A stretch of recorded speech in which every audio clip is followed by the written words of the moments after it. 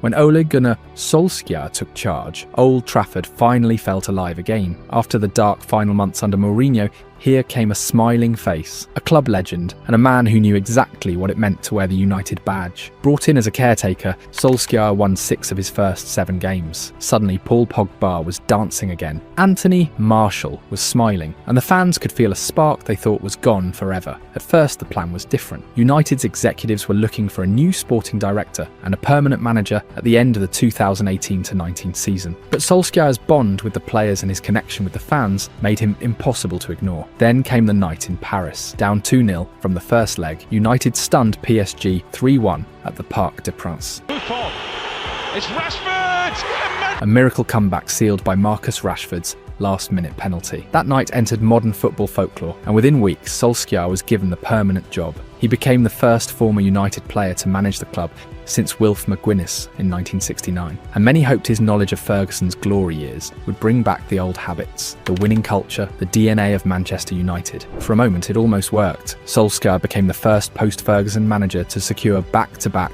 top 4 finishes in the Premier League. He led United to semi-finals in the FA Cup and League Cup. And for the first time in years, fans dared to dream that the club was slowly finding its way back. So, why Solskjaer was sacked? The breaking point for Ole Gunnar came in May 2021, when Manchester United reached the Europa League final against Villarreal, a chance to finally crown his project with silverware. But after a grueling 120 minutes, the match went to penalties.